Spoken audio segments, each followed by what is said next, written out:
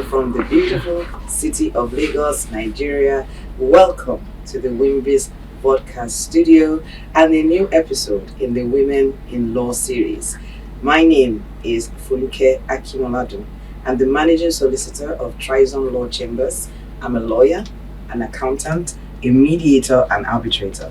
And today in the studio, I have two amazing ladies, Toyosi Alabi and Ibi Ogunbiyi. Very important to have the names right. And today we're going to be talking about the journey of women into partnerships. And this I am particularly interested in hearing as well. And I'm sure you will too. Let me start by talking about the amazing profile of Toyosi Alabi. Toyosi is the partner in charge of Olaniwun Ajayi's intellectual property practice, as well as the entertainment, leisure, and media practice. With over 2 decades of experience protecting and enforcing brand rights, Toyosi is a trusted advisor on intellectual property and creative matters. On the transactional side, she advises IP owners on the acquisition, licensing, and protection of intellectual property across diverse sectors, including FMCGs, film, music, sports, and the wider creative industry. She also provides guidance on the exploitation of brand rights.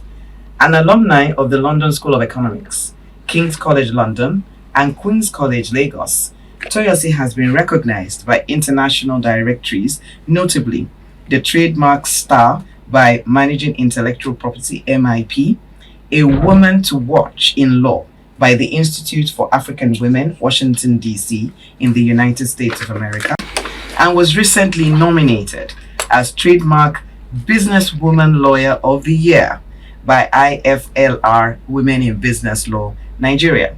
She serves on the advisory board of Women in the Profession, the Institute of African Women, Washington, D.C., the Nigerian chapter, and as an independent non-executive director at a leading reinsurance firm.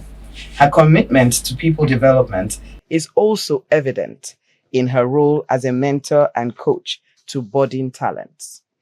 Now on to Ibi Ogunbiyi. She is also a partner at Olaniwun Ajayi, and she began her legal journey as a youth corper and is now a partner in the power and infrastructure and mining and metals practices of Olaniwun Ajayi LP, a foremost commercial international law firm operating out of Nigeria and London. She has amassed over 2 decades of cross-disciplinary experience advising on project structuring, development and documentation, projects and corporate finance, banking and financial regulation, corporate restructuring, mergers and acquisitions, insolvency, corporate and commercial law, as well as mining. As a lead for knowledge and development within the firm, Ibi is also responsible for collating training programs for its people, matching developmental needs across the firm for highly effective learning that enables 3-dimensional growth and development around technical, leadership, and business development skills. Ibi is a fervent woman empowerment advocate and has in this capacity spearheaded many initiatives at Olaniwun Ajayi to promote diversity, inclusion, and also showcase the strengths and challenges of being a woman leader in a professional services firm. Ibi is married to Olaiton, her childhood sweetheart, and they have been blessed with a son and a daughter. So I am sure you are excited to hear from these great women this morning. I mean, with those kind of profiles, you really want to ensure that you get as much as possible within the time that we have this morning. It's morning in Lagos, Nigeria, guys. So let's start with Toyosi. What was your journey to partnership like? And what were the important decisions that shaped that journey? So let me start by saying good morning. And I'm very pleased to be here. It's exciting. That journey to partnership, I would say it was shaped by possibly 3 key elements. One was an early decision to be in practice.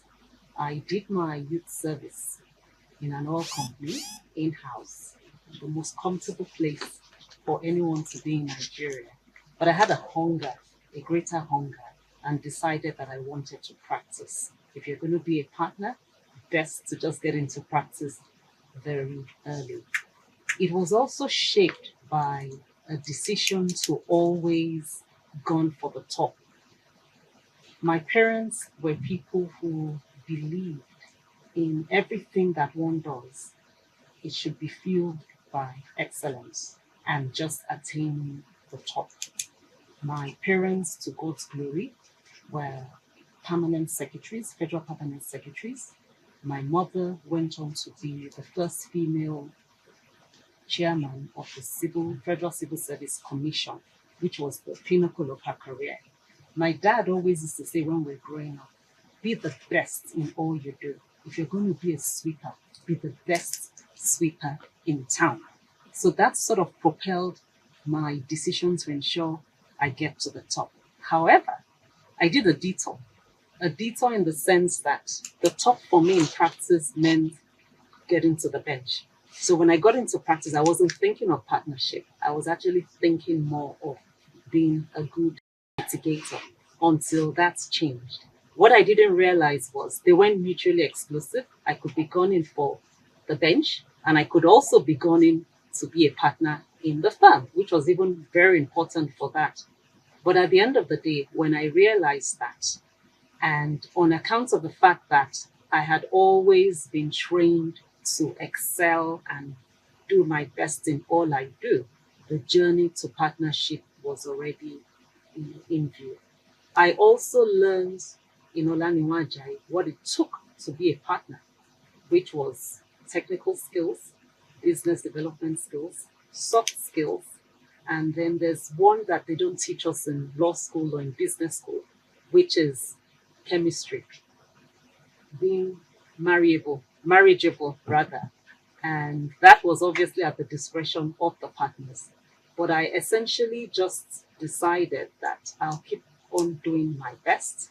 And when the indices click, then I would get there. So those were the things that fueled, my journey. I would add very quickly that there were some times when there were slowdowns. As an associate, I was already married before I started practicing, and I started to have children immediately. So that definitely, I slowed myself down in terms of the knowledge development sense. I also did another detour within my practice to learn the business side of the firm. But at the end of the day, I did get there, and it didn't matter how long it took. And it was also about when God decided that it was best. So that's a summary. Thank you very much, Toyosi. Make early decisions. Gone for the top. Be the best at everything you do, and make sure that you master those technical skills, those soft skills, and the chemistry. Very important. So we'll move on to Ibi.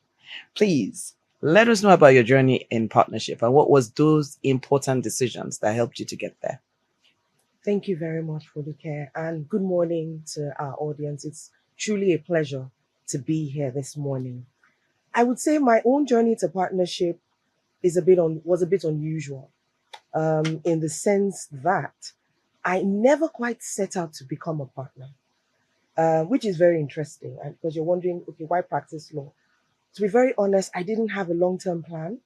I think what happened in my case was that I was in a firm that I enjoyed. I was doing the work that I loved. And, the people I worked with, my bosses, my peers at the time, I just loved the environment. I love the fact that we're all talented, ambitious young lawyers. And, there were so many of us at the time, we're all growing together. Our bosses allowed us just to be. When you're talented, you want to be in an environment where you're allowed to think, you're allowed to solve problems. It wasn't about your age. So basically, I was just enjoying myself. I was doing the work and loving the work I was doing, helping clients to solve problems. And as I was doing that, I rose through the firm. I came to the firm as a youth corper, straight out of law school. So I finished youth service and then I continued with the firm. I did have accelerated growth in the sense that because of my technical proficiency, I was able to move sort of like in quantum leaps. across. So by the time I was 7 years at the bar, I was already a team lead. And very soon after, I joined the management team of the firm. So as time went on, I was involved in a number of strategic initiatives across the firm. So there were a lot of things that the firm was doing. I was always usually part of the think tank of the firm, and this continued. So to be very very honest and transparent, it wasn't intentional. I mean, as we get to talk, further, I'll get to speak about the benefits and the cost of that lack of intentionality. But my case was that I was just doing what I loved, and I was in an environment that was largely meritocratic, and I was rewarded and moved along for that. Now, Toyosi mentioned something that definitely certain things are required. And I wasn't just being moved along because, for the fun of it. There were things that, even though I wasn't being intentional about the goal, I was intentional about my journey, in the sense that I made sure that I was always technically sound. I had a thirst for knowledge. I was intellectually curious. I always wanted to learn. I always wanted to solve client problems. And that drove me to make sure that I had answers. And how do you have answers? You look for them, you read up, you make sure you're on top of evolving things in your subject matter. Um, in terms of leadership, I was very, very interested in building the firm. I bought into the firm's vision, and a lot of the things that I did, even in terms of the way I carried myself and the things that I did, I tried to align with that vision. I set myself out to be an exemplar in terms of the way I talked to people, related with clients, the way I upheld firm's values, and that was noticed. In terms of people, relating with people in the firm, in terms of building relationships with my bosses. So that chemistry was also important. I experienced that chemistry very early, and I nurtured it very, very carefully with my bosses. We were usually aligned, and we became more like family than friends, than just colleagues. And I think that went a long way in perhaps inspiring their decision that this is somebody we wanted to invite into the partnership. Also on business development, and I'm sure we'll talk about this later. While I was more focused on generating money for the firm in my delivery of technical work and satisfaction of clients, there were other areas in terms of origination that I wasn't so strong at. But I think that in the areas of the technical proficiency, the leadership, the people management, I showed up very strongly along the years. And by the time I was 12 years at the bar, I was invited to partnership. Wow. There's a lot. There are a lot of nuggets there. I don't even know how to go around that, but I'll do my best. First and foremost, enjoy your work. I think I got that out of there. So, ladies, if the work environment is not great, please reconsider. Be great at what you do. She was intentional about her journey. We need to be intentional about our journeys. Even if she says how she got here was not intentional, but because she was intentional, she ended up where many women would hope and pray to get to. So it's important that to understand the fact that readers are leaders. Read, make sure that you're a problem solver. So Ibi has told us that be curious, and ensure that you're valuable, because it is that value that allows you to accelerate in the law firm that you were working in. So my next question goes to Toyosi. What unique challenges have you faced as a woman in private practice, and how have you addressed them? And let me just put a little bit of a twist on that. Add family to it. Okay, so I would say, and I had referred to that in the earlier question, in fact, I was actually pregnant when I started practice. In fact, I remember because at the interview, so I've worked in two firms. In my first firm, Jackson and Edu, at the interview, I wasn't pregnant. I remember being asked, when do you plan to start a family? And I said, soon. And as God would have it, I got pregnant and I started on the job. And I didn't want that to be seen as an inhibition, so I hid it. And I remember that for a long time, when I wanted to walk across to the library area, I would be practically marching like, yes, I'm fit and I can do it and I'm not hindered. And I didn't want anyone to know until one day a kind female partner called me and said, "You're pregnant."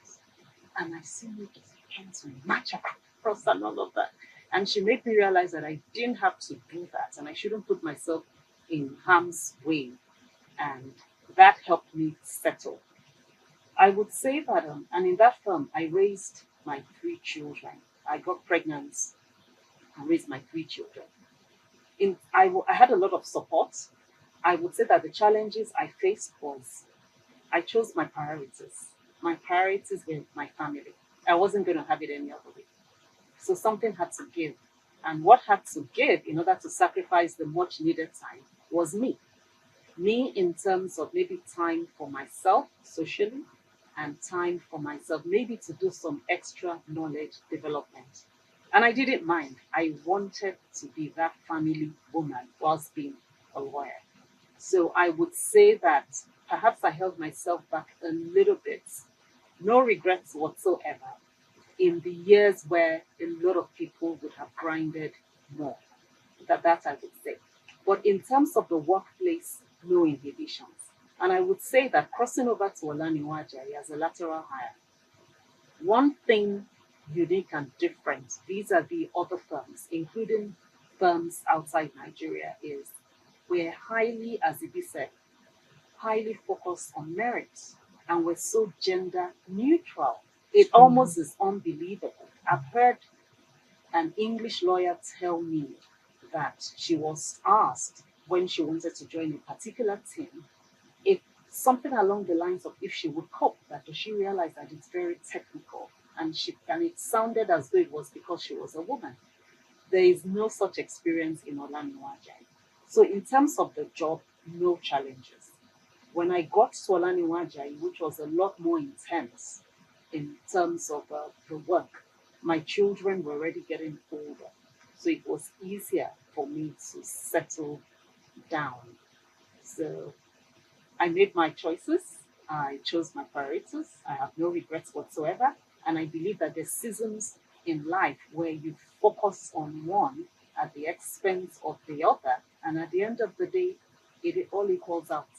And I'm happy where I am. Thank you very much for that. And the key takeaways there is make the sacrifices. Women have different stages in their lives, from when you go to the university, when you finish youth service, when you start having children, and then when you grow in your career path. And one of the things that rings loud and clear from what Toyosi has said is make the sacrifices for each stage of your life and know when to make those sacrifices, so you don't start having to do catch up on your children when they're already too old to be molded by you. So make the sacrifices, make the time available when they need you. And she has said no regrets. So for those of us that are thinking, should I spend this time with these kids? I mean, my male colleagues are going, they're increasing in their own parts. She has told us, and this is a partner in Olaniwun Ajayi, by the way. She said no regrets. So don't be afraid to take those bold steps to give more time to your family, to create that foundation you want to be proud of. So my next question goes to Ibi. How do you balance the demands of client service, firm management, and mentorship, and put in that mix family? Right. I mean, it's a tricky question, because I think psychologically and mentally we're made to believe that the balance is in achieving equilibrium, which is that you're able to put all these demands on your professional and personal time on a scale and achieve a level of productivity and sort of um, by keeping everything on the same level. That doesn't happen in practice. It doesn't happen.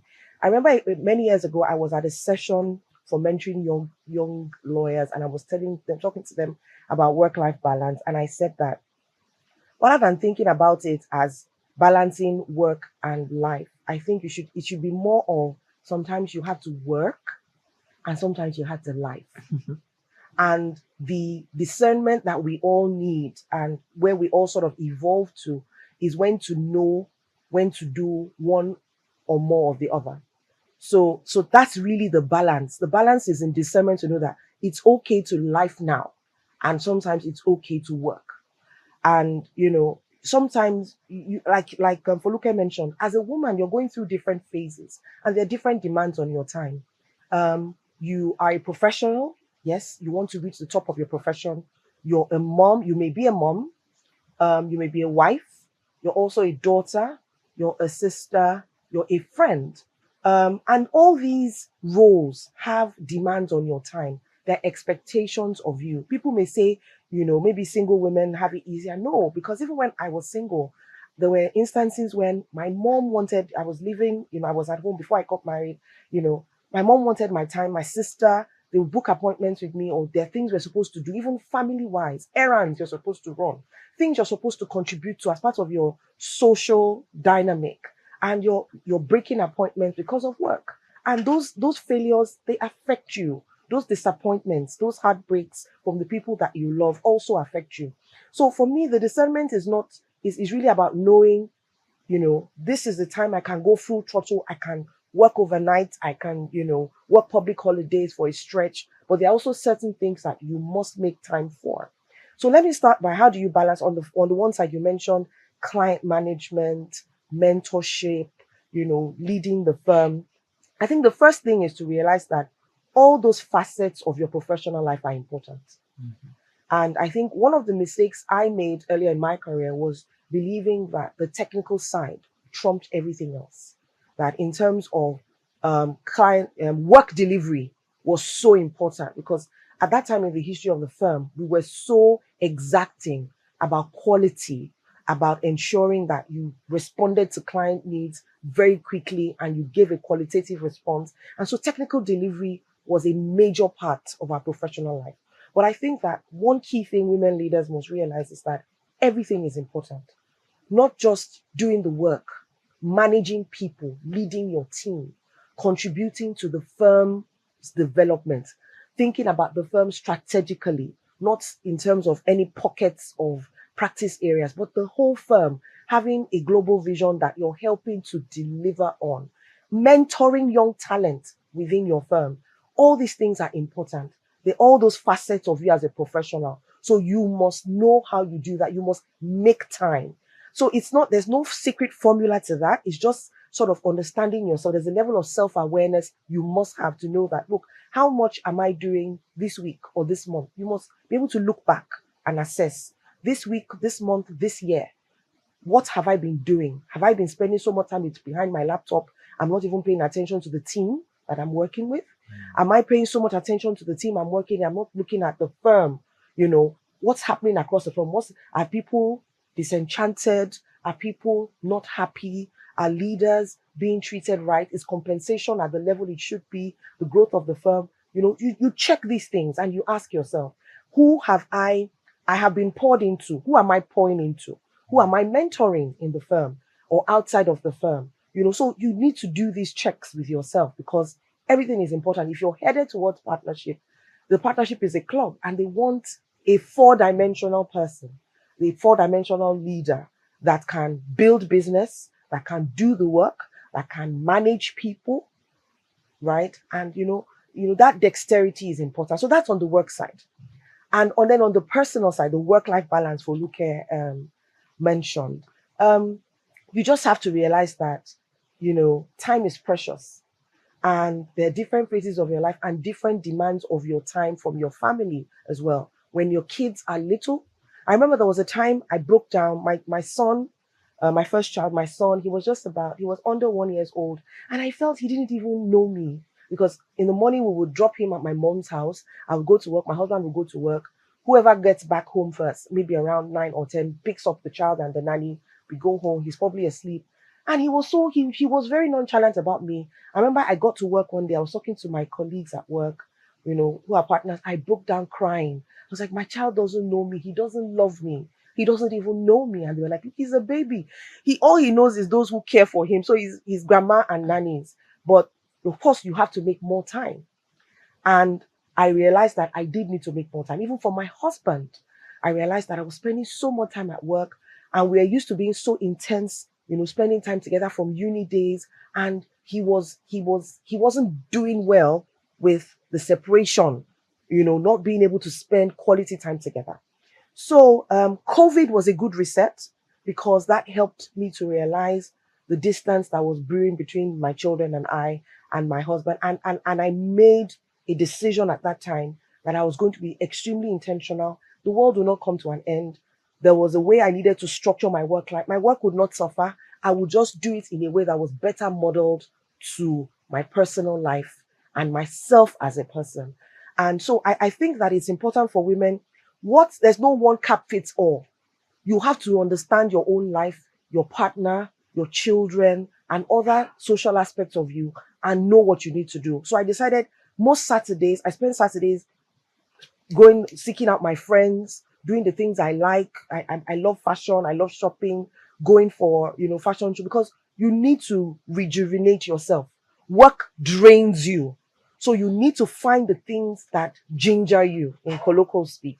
So that's very, very important. So in a nutshell, I know I've said a lot, but in a nutshell, there's a lot of self-awareness and intentionality that goes into achieving that balance. And it's about, sometimes you work and sometimes you life. You just have to know when to do which. Wow. Thank you very much for that, Ibi. I think the really important nugget from what she said is know when to work, know when to life. And, sometimes the issues that come up, I mean, she mentioned COVID as an eye opener. Sometimes for us women, it might almost get to that point before we know how to get the balance right. So in other words, if you are thinking about what am I doing right or what am I doing wrong, start by being kind to yourself first. And I think that's one of the things that we can really pick up from what Ibi said. Ibi, why do I keep calling you Ibi? I'm so sorry. Ibi, Yes. Is that, look, be self-aware, know what you need to do, understand that time is precious, and make the right decisions at the time that you think is right, and be kind to yourself. I think ultimately be kind to yourself. Now, I'm going to go back to Toyosi. Let's go to the technical side of things now. In your opinion, what structural changes do you think law firms should have that accelerate female leadership in the law firm structure? So I know we all talk about mentoring, but I think if firms have mentoring schemes, not just doing it ad hocly, it would definitely help. And the mentoring must inculcate an aspect that makes everyone in the firm realize that the world and business is gender neutral and there's a level playing field. And one way to achieve that, it would be my second point, would be to measure utilization. So in Olaniwun Ajayi, we have what we call utilization hours, i.e., just to measure how much each person is putting into work. We use it as a billing mode for clients, but what it does is it helps us realize if we're allocating work appropriately across the firm so that no one is left out. So that utilization measuring, deliberate mentoring of everyone, and that culture of gender neutralism, if it is being sung right from the top, it would definitely help women. I'm looking at this also from a practical point of view of what already obtains in my firm that I have already said is highly gender neutral in terms of trajectory. So I think those things would definitely help. Okay, so one thing I take out of that is even the firm is intentional about ensuring that people are promoted based on capacity, not on gender, which is why you kept reiterating gender neutral. So for those of us out there who are already in leadership positions in your law firms, please help put in a system that will ensure that more women like yourselves get into leadership positions. Because at the end of the day, we cannot only depend on the men to do it. We also, as women, should be intentional about helping our law firms understand the importance of making the firm gender neutral. What are the top 3 lessons you wish you had known earlier in your career? As you're working on transactions, meeting people, going for events, even the consciousness that you must go for events, the consciousness that you must attend industry events, attend client events, attend conferences that pertain to your work. And when you meet people there, try and connect with them. Because when you do that when you're young, what happens is as you're growing, the people you meet are also growing in the organizations. They're growing in influence, they're growing in impact, they're growing in the power they have, they're growing in the roles that they have. And when you connect at that very vulnerable level when you're young, it's easier to tell a friend that is a CEO in some business, look, I'm looking for work. If you're doing anything, in fact, you may not even need to say anything. They'll just think of you.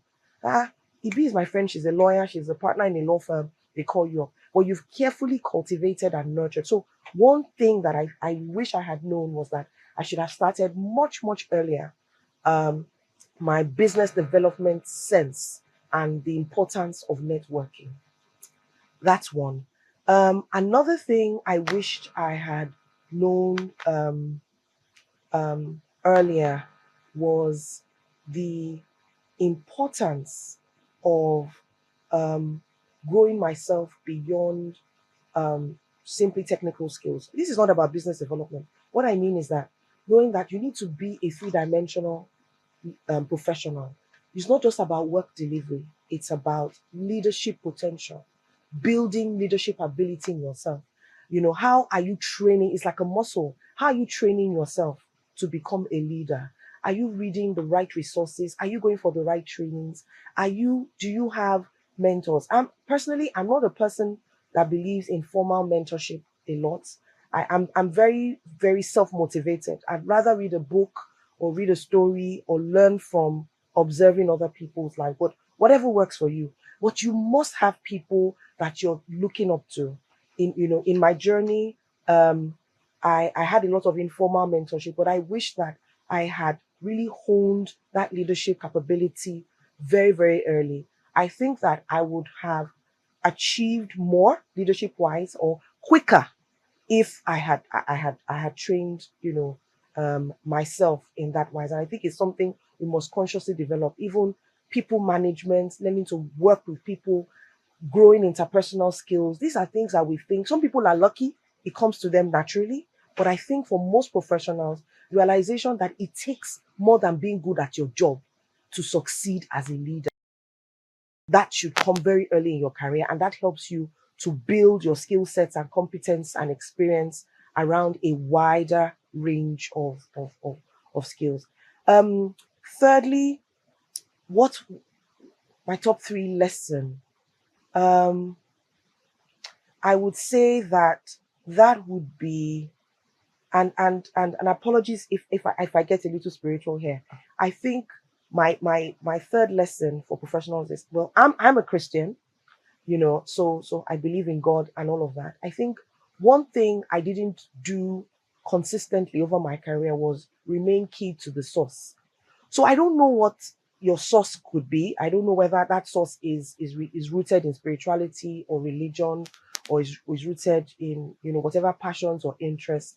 But I realized that whenever I wasn't connected the way I should in seeking direction, from God on what to do, where to go, how to grow, I had pockets of stagnation in my career. So I think that whatever you do, you must have something that inspires you to be the best version of yourself, inspires you to give the best of you, and sort of gives you direction on how to shape your professional career. For me, that is God. And I think that it's important you remain key to that. So if you're a professional, whatever it is that helps you to sort of ginger yourself and do the best that you can and keep going regardless of whatever challenges you face, you need to remain key to that source. And there's a Bible verse that says, in him we live, move, and have our being. And that's one of the cardinal Bible verses of my life. And I realized that whenever I'm disconnected from my source, it affects my performance, my happiness, and all of that. So I would say I'm not, without evangelizing, I'm just saying that whatever it is that is your source, remain key to it and keep going back. Wow. Mm. Thank you very much for that, Ibi. So I'll start with her last point first, because then, that helps us to put everything in context. God first, networking and soft skills, and having to do the things that you need to do early in your career. And that brings us to the end of the podcast, because I want to encourage us, as women in law and women who are aspiring to be lawyers. Make sure that you start by making early decisions. We've heard our speakers say that. Make sure you make those early decisions. Make sure you understand the importance of people's relationships. Make sure you build your technical skills. When they say who can handle this in the office, let your name be the top 2 or 3 that they are looking for. And also, be intentional about the decisions you make in life. You have different stages of life. Don't live with regrets. Do the best that you can at the time that you're doing it and move on. Because at the end of the day, it all comes together and it all makes sense. Thank you so very much for joining us today. I thank Toyosi and Ibi for your time this morning and for giving us those golden nuggets that encourages us as women in law to do our best and be the ones that they're looking for. Thank you very much. Have a good day, everyone.